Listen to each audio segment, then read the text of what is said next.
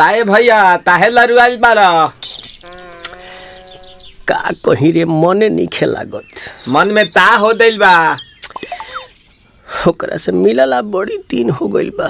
ते तला थे हो ओकरे से ओ तला थे ते तला थे थाप थाप बतावन ना मल दे आ था बुद्ध दैनी ये दो बात तो ही का हमारे भी दो दाल बा मिलवा दे मिलाऊ ना आवा थू ना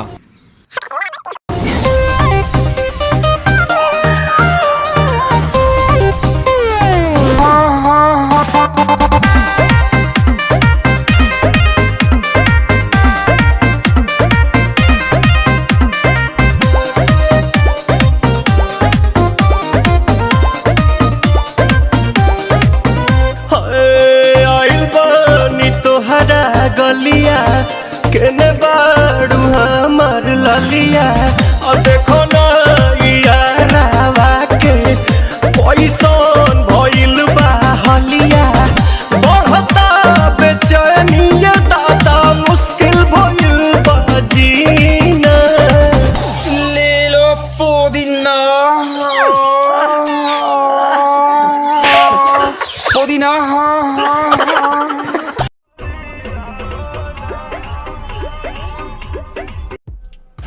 पुदीना ए हसीना सॉन्ग के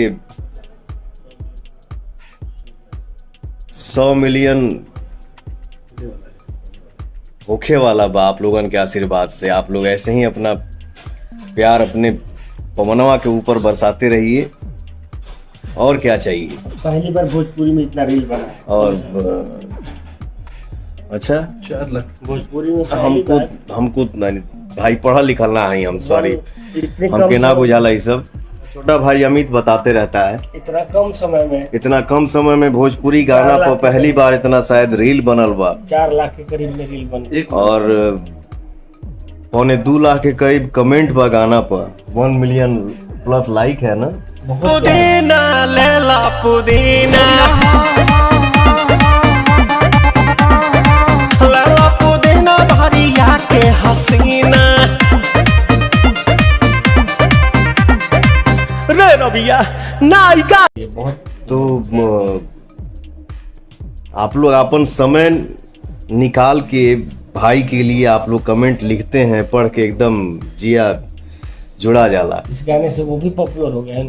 पुदीना हसीना गाना से ये भी पॉपुलर हो गए और प्यार दीजिए। अरे लूटा ना भैया तलाई माला तनी मार नितला ना नितला जल्दी नितला बहला हो नितला ना नितला जल्दी नितला बहला हो मिले थाती आइल तोहर दाँव के लाभला हो मिले थाती आइल तोहर साथी तो अपना तली सोचा तानी बार हम बाबा झट देखता रही तो सनमवा से हमारा मिला न मायरा ना तो हम दे देम यही जे परनमा हो बेची बेची गावतानी गाना मायरा।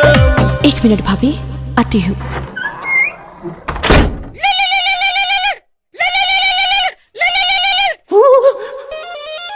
काहे लायल बड़ा मिले हो भीतर से मान हमर हिले हो काहे लायल बड़ा मिले हो भीतर से मान हमर हिले हो बाका रही बाका दुख बड़ी होई मोरी मैया जाए निरोदैया आज है भैया जाए निरोदैया आज है भैया जाए निरोदैया। हम ना जाए। अच्छा लो